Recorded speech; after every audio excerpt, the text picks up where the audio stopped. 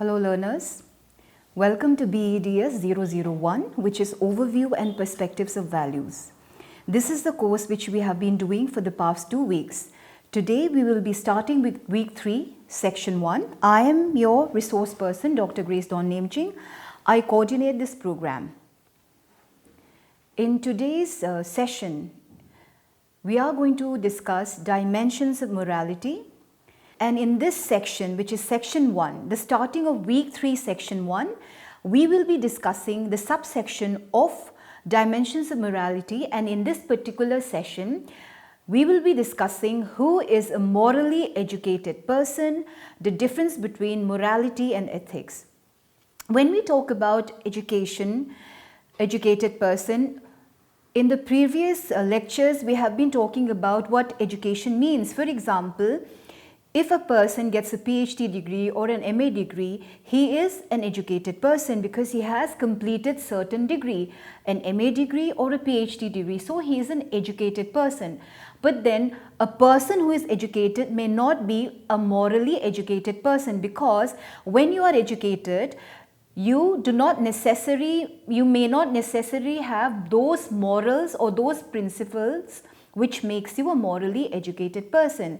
So in today's session, we are going to discuss who is a morally educated person and then move on to the difference between morality and ethics. Why morality and ethics? Because at times a lot of people take these two terms, morality and ethics, as the same, but they are two sides of the same coin, but they have slight difference in their meanings and in what they try to do in terms of what they are, morality and ethics. So in today's session, we will be discussing the difference between morality and ethics, telling you that morality and ethics are not the same and they have a slight difference. Now let us move on to who is a morally educated person. A person who is not capable of reaching his or her autonomous moral decisions without giving proper consideration to the particular situation that is the context may not be described as a morally educated person. What does this mean? We must understand that a moral action is invariably situation dependent and not to indiscriminately follow certain course of action in accordance with the virtues we have been taught. For example, if a doctor speaks the truth to the patient that he or she is suffering from some difficult disease to be cured, difficult to cure disease, his action will not be a moral action because, well, the doctor since childhood till he became a doctor, and currently he is in a position as a doctor, all his life till currently he is serving as a doctor, he may have been taught certain moral values, have been taught some principles.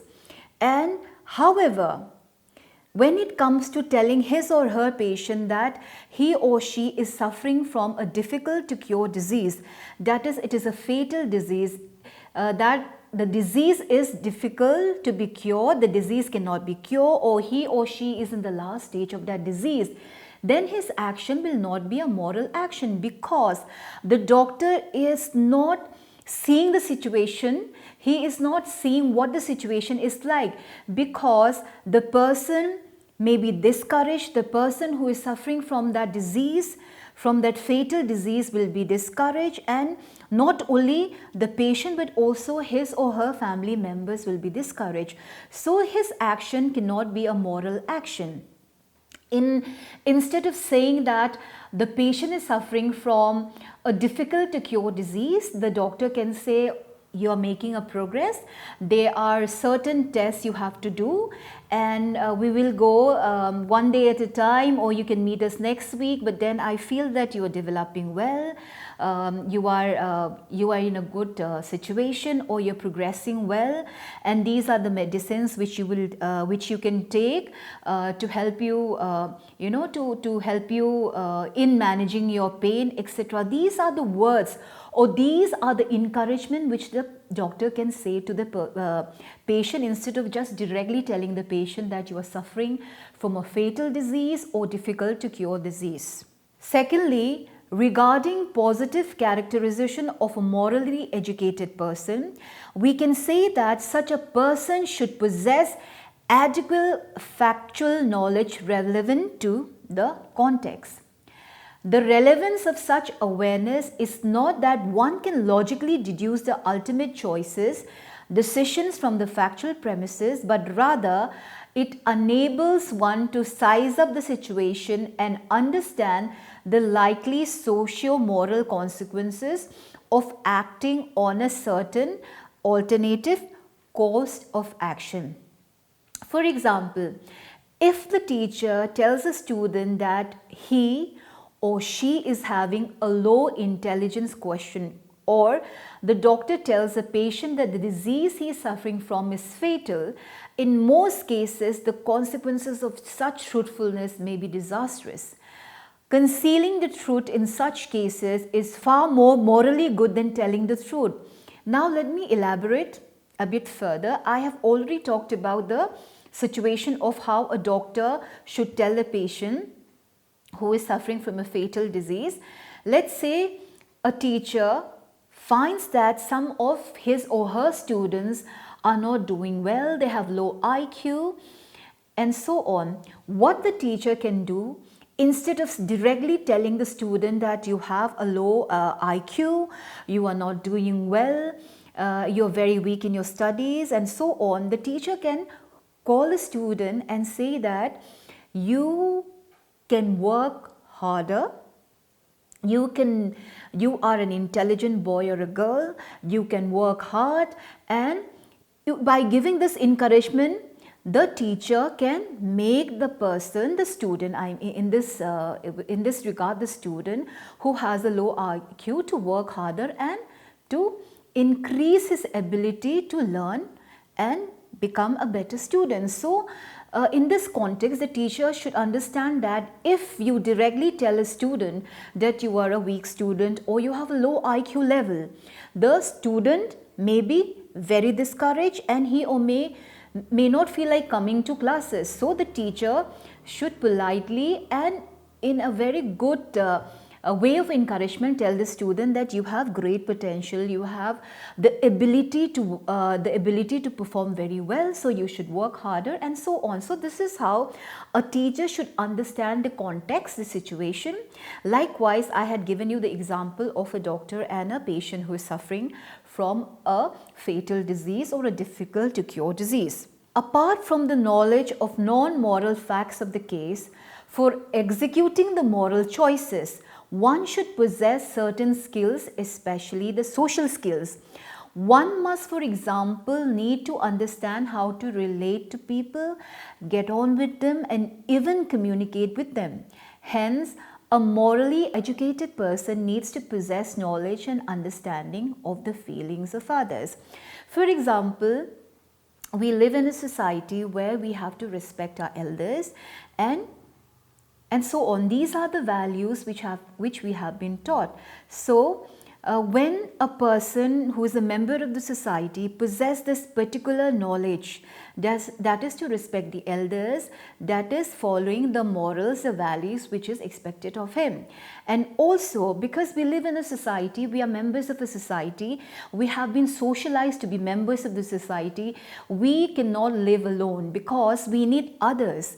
When we come to work, when we go to school, or when we are with people around us, our colleagues, we need certain skills, especially social skills. We need to communicate with others, we need to understand others, we need to have sympathy, and we need to empathize with others. So, possessing certain skills, especially social skills, is important.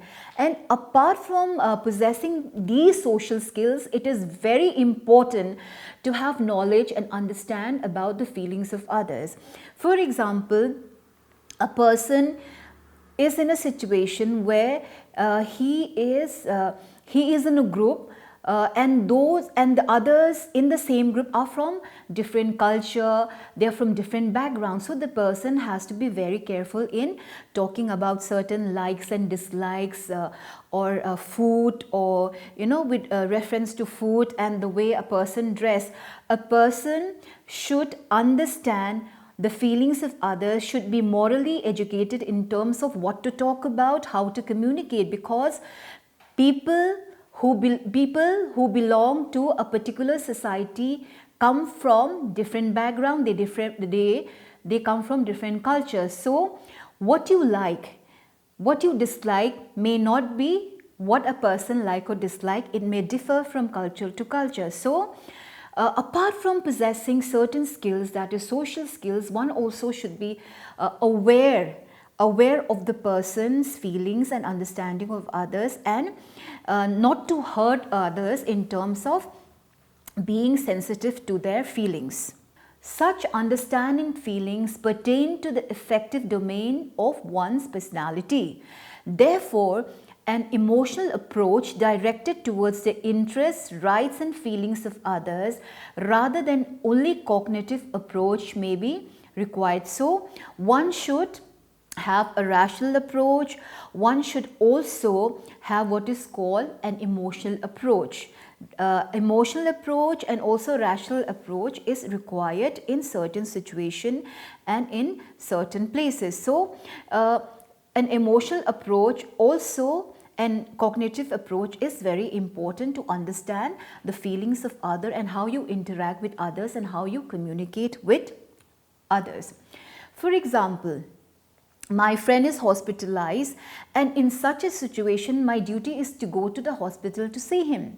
But for some feelings, I don't like to go there but spend time taking rest. I don't go to the hospital, I don't go and spend time with him, and I rather stay home and I spend time taking rest. What is this then? In moral context, such conflicts between reason and emotions have always remained.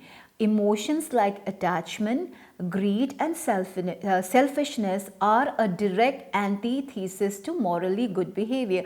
So out here, my friend is hospitalized, he is sick in the hospital, and my duty is to go to the hospital to see him and to give him encouragement.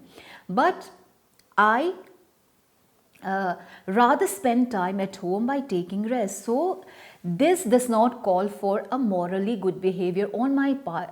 Out here, instead of going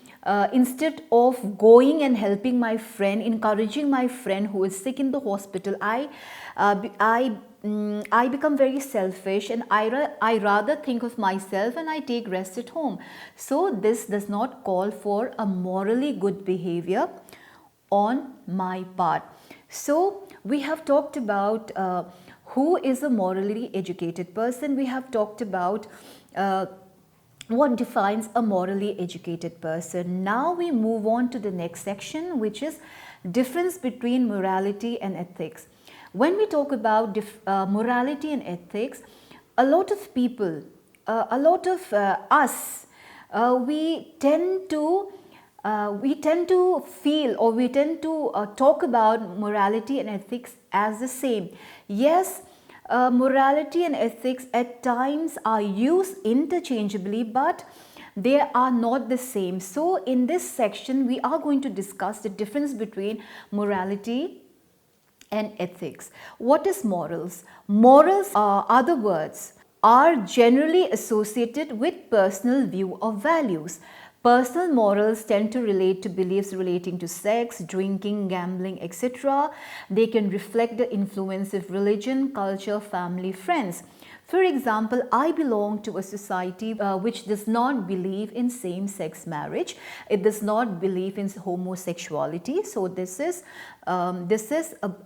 and I have a personal, I do not adhere to, let's say I do not adhere to this view, but there are certain people who live in the same society who have a personal view about same-sex marriage, homosexuality. They may not be rigid towards this particular issue of same-sex marriage, homosexuality. So this is where your personal moral values differ from the other's personal value. That is, your moral values are associated with personal view of values. I have a certain personal moral values about certain beliefs relating to drinking, gambling, and the other members of the society may have different beliefs with regard to the same, same situation. So my moral values are associated with personal view of values, and this personal views will differ from others. My view about, let's say, drinking is that one should not drink. The other person may not have a rigid view about drinking and would say that, drinking in social events, a social drinker, you can be a social drinker, so it's not bad.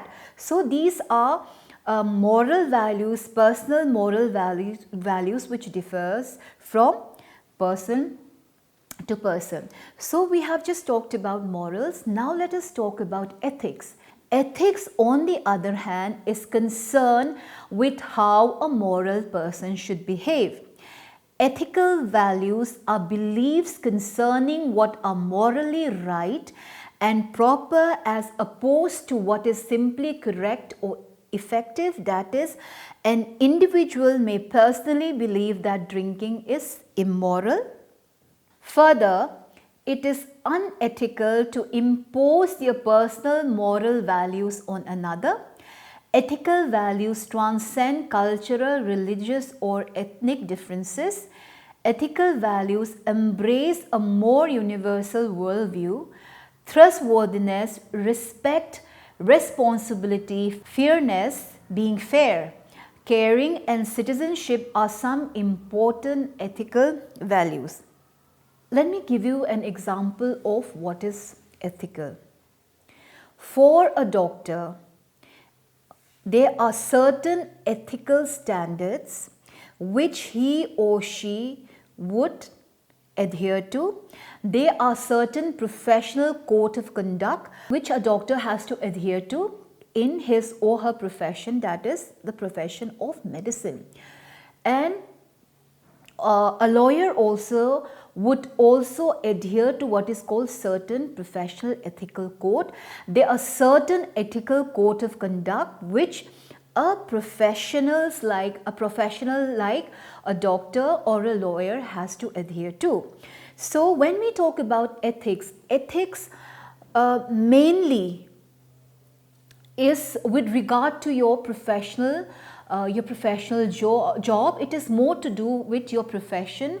It is more to do with your what you do at work. That is, there are certain ethics which you have to adhere to. For example, I come to office and my office timing is let's say it's from 9:30 to 5:30. So it is, I have to follow this work ethic, that is 9:30 to 5:30, and I have to be there in office from 9:30 to 5:30. So it is I have to follow this work ethic which tells me that I have to be in the office from 9:30 a.m. to 5:30 p.m. On the other hand, morals would differ from society to society, from culture to culture. I have given you the example of homosexuality, same-sex marriages. In our society, in our society, it is not allowed. We prohibit. We do not believe in same-sex marriages. But in other society, in other Western societies, same-sex marriages have been legalized in some places. So, my beliefs in them would differ. Even in a place where same-sex marriages have been legalized, even though it has been legalized, the moral view of certain people may be against it. In the context out here in this society to which I belong to, I do not believe, I do not, I am against homosexuality, but some members may accept it, saying that you cannot help it. It is, it is a law. It is something which it is inborn, and so on. Other than this example, I'll take another example. This is with regard to monogamy. This is with regard to marriages. In our society, we adhere to what is monogamous marriage, that is one man getting married to one woman one marriage. But in a lot of other society, more than one marriages may be accepted. When we talk about certain values, moral values, it differs from culture to culture, it differs from society to society. I, as a person who believe in monogamy, monogamous marriage, may put, may not adhere to this concept of plural marriages where a man has many wives or a woman has many wives. But other members of the society may not have such rigid view about plural marriages and so on. So when we talk about moral values differ from society to society, from culture to culture. My moral values may differ from other members of the same society. But when we talk about ethics, when we talk about ethical values embrace what is called a more universal worldview. Ethical values is more or less pertaining to your work ethics, it is pertaining to your profession. For example, in the profession of law, in the profession of in medicine, there are certain work ethics, ethical values which you have to adhere to. Ethics and morals seem to appear similar on the face of it, but if one analyzes deeply, there is a subtle difference. We cannot say that ethics and morals are the same because there is a subtle difference to what is ethics, what are morals. It means it may be ethical for someone to consume meat, and at the same time, the same person may find the idea of slaughtering an animal repugnant. So the same person may like to consume meat, but that same person may find the idea of slaughtering an animal repugnant. So this is the difference. It is, for example, I say consume meat, I like consuming, let's say, chicken, but at the same time my thought of killing for the sake of consuming that meat seems repugnant. So for me it is ethical to consume meat, but at the same time I do not, my moral value is that I do not believe in what is called slaughtering an animal for having that particular meat. So this is the difference between what is ethical. My ethics tells me something, but morally I do not believe in that particular ethic. This implies that ethics define the code that a society or a group of people adhere to, while morality dwells into the right and wrong at a much deeper level, both personal and spiritual. Following ethics is thus a relatively simple affair, but morals are, however, relatively difficult to adhere to. Morals define personal character, while ethics stress a social system in which those morals are applied. I may have certain moral values which I adhere to, and those moral values may not apply to the other person, other members of the society.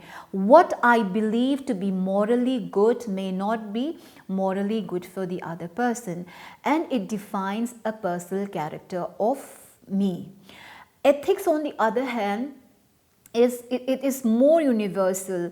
It is more it is more to do with your what you do at work. It is more to do with what your profession asks of you.